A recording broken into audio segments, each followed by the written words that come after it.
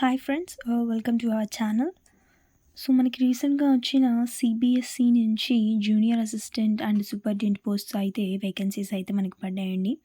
So నేను ఈరోజు junior అసిస్టెంట్కి సంబంధించిన సిలబస్ ఎగ్జామ్ ప్యాటర్న్ ఎలా ఉంటుందో డిస్కస్ చేయబోతున్నాము. ఏ ఏ కాంపోనెంట్స్తో ఎగ్జామ్ అయితే ఉంటుంది, ఎంత డ్యూరేషన్, టోటల్ ఎన్ని క్వశ్చన్స్ ఉంటాయి, మనకి టోటల్ ఎన్ని మార్క్స్ ఉంటాయి అన్నది డిస్కస్ చేస్తున్నాము మనం.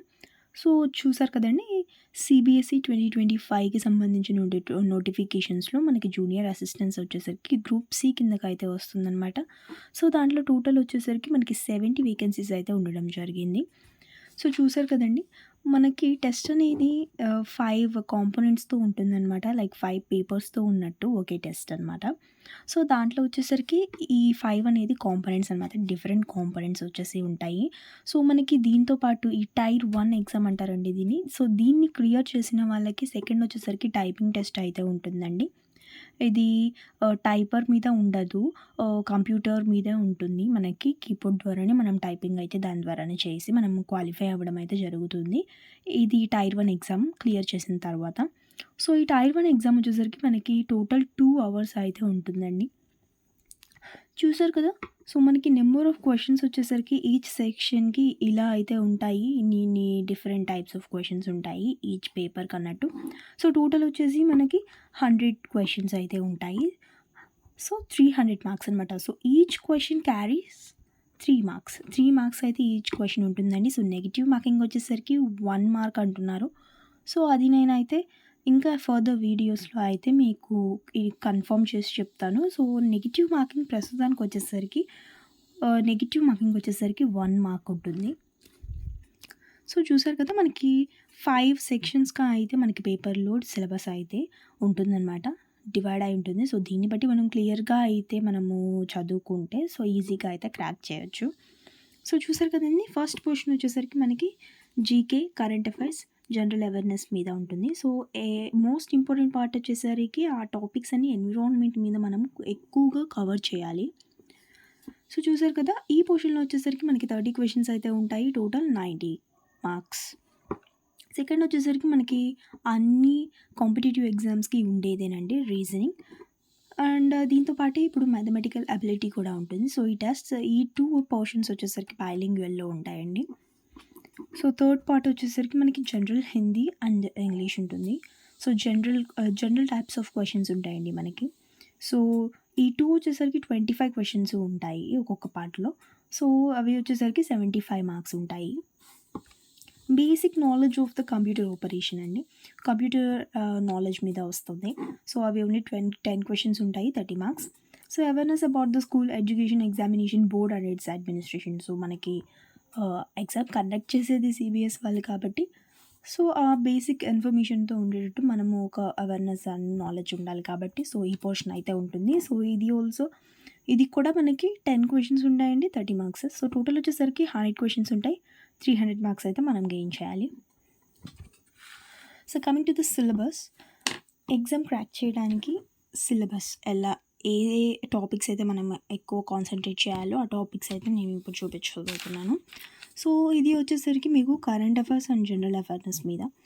సో మనం మాట్లాడుకున్నట్టు ఇక్కడ ఎక్కువ మనము కరెంట్ అఫైర్స్ అనేది ఎన్విరాన్మెంట్ బేస్డ్ అబౌట్ ఎన్విరాన్మెంట్ మీద కొంచెం ఎక్కువ కాన్సన్ట్రేట్ చేసుకుంటే మనకి కొంచెం ఎక్కువ అంటే క్రైటీరియా ఉంటుందన్నమాట, మనకి మార్క్స్ కొంచెం ఎక్కువ గెయిన్ చేసుకోవడానికి. సో చూసారు కదా, ఇది వచ్చేసరికి సిలబస్ అనమాట కరెంట్ అఫైర్స్ అండ్ జనరల్ అవేర్నెస్లో. చూసారు కదండి, national and international issues and events కూడా మనకి ఎప్పుడు ఇంపార్టెంటెడ్ అండి. కరెంట్ అఫైర్స్ ఏ కాంపిటేటివ్ ఎగ్జామ్కి అయినా కానీ, sports, awards, persons in recent news like గేమ్స్లో మనకి మెడల్స్ తెచ్చిన వాళ్ళు కానీ, రీసెంట్గా పోస్ట్ ఆర్గనైజ్ చేసుకున్న వాళ్ళు కానీ, ఇలా వాళ్ళ పర్సన్స్ ఇన్ఫర్మేషన్ అయితే మనం ఎక్కువగా గుర్తుపెట్టుకోవాలి. ఎందుకంటే అవి ఇచ్చే ఛాన్సెస్ అయితే ఎక్కువగా ఉంటాయి కాబట్టి. Latest developments in science and technology, committee reports and task forces and international agencies, national వైడ్లో కూడా చూసుకోవాలి మనం. And role of the world bank, IMF and WTO, ఈ ఆర్గనైజేషన్స్ వాళ్ళ డెవలప్మెంట్స్, వాళ్ళ వర్క్స్, వాళ్ళు దేని మీద పనిచేస్తారో అన్నవి కూడా మనము కొంచెం చూసుకుంటే మనకి కొంచెం మార్క్స్ గెయిన్ చేయడానికి ఈజీగా ఉంటుంది. సో ఇవి వచ్చేసరికి ట్రేడ్ బ్లాక్స్ అనమాట. సో వీటి మీద కొంచెం ఎక్కువగా చూసుకుంటే మనము ఈ టైప్ ఆఫ్ ఏరియాస్‌లోనే మనకి క్వెషన్స్ అయితే ఎక్కువగా అడుగుతారండి. సో ఆ తర్వాత India and global scenario questions కాబట్టి వీటి మీద ఎంసీక్యూస్ కాబట్టి కొంచెం ఇవి కూడా చూసుకుంటే మనకి మార్క్స్ కొంచెం ఏమన్నా డిఫరెంట్‌గా ఇచ్చినప్పుడు కొంచెం లేదా కొంచెం కష్టంగా ఇచ్చినప్పుడు కొంచెం ఇలాంటి బ్లాక్స్‌లో నుంచి మనకి ఎక్కువగా ఇస్తారనమాట. సో అవి కూడా చూసుకుంటే మనకి మార్క్స్ గెయిన్ చేయడానికైతే మనకి ఈజీగా ఉంటుంది.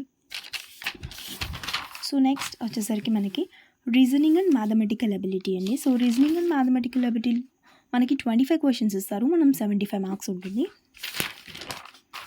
సో చూసారు కదా, దాంట్లో వచ్చేసరికి మనకి analytical reasoning which is very important in every competitive exam.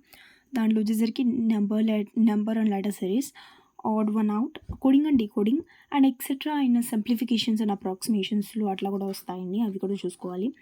Basic numeracy of maths and statistical analysis, ఎందుకంటే మనకి రీజనింగ్తో పాటు మ్యాథమెటికల్ అబిలిటీ కూడా ఉంది కాబట్టి సో అవి కూడా ఇంపార్టెంట్ అనమాట.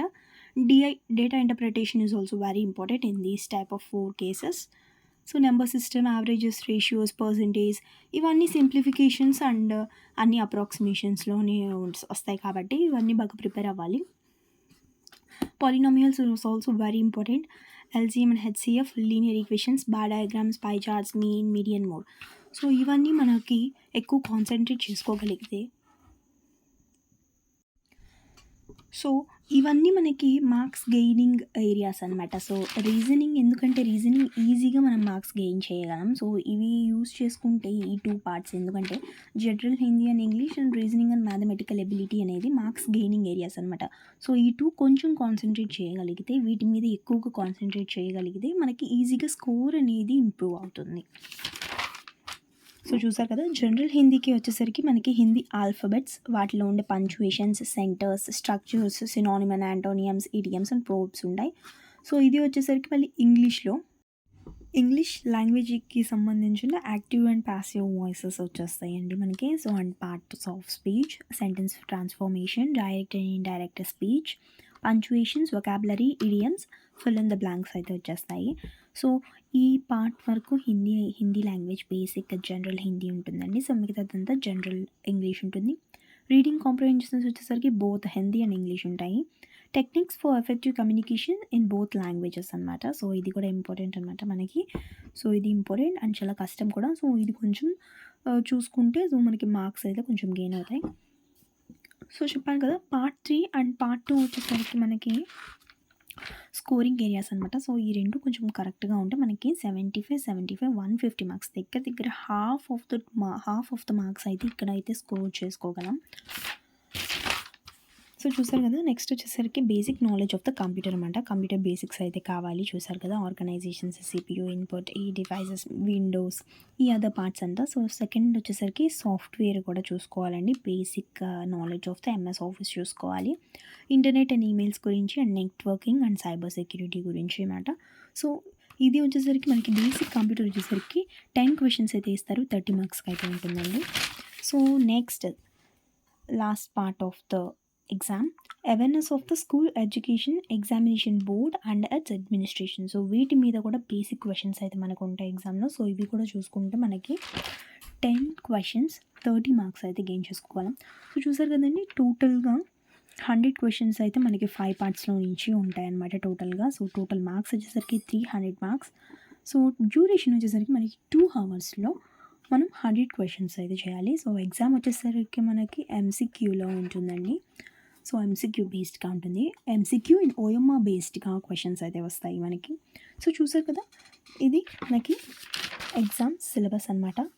సో అందరికీ ఆల్ ద బెస్ట్ ఎగ్జామ్కి ప్రిపరేషన్ అవుతున్న వాళ్ళందరికీ. సో మీకు ఈ ఎగ్జామ్ కావాల్సిన సిలబస్ మీకు కావాలి అంటే సో నా వాట్సాప్ నెంబర్కి అయితే కింద డిస్క్రిప్షన్లో మెన్షన్ చేస్తాను. వాట్సాప్ నెంబర్కి నాకు మెసేజ్ చేస్తే నేను సిలబస్ పీడిఎఫ్ అయితే మీకు షేర్ చేస్తాను. So thank you for watching my first video. So ఇది నా ఫస్ట్ వీడియో అండి. సో ఇక నుంచి నా వైపు నుంచి కూడా మీకు ఇలాంటి మంచి వీడియోస్ కావాలంటే నా ఛానల్ని సబ్స్క్రైబ్ చేయండి. Hope you like the video and please support me, subscribe my channel. Thank you so much.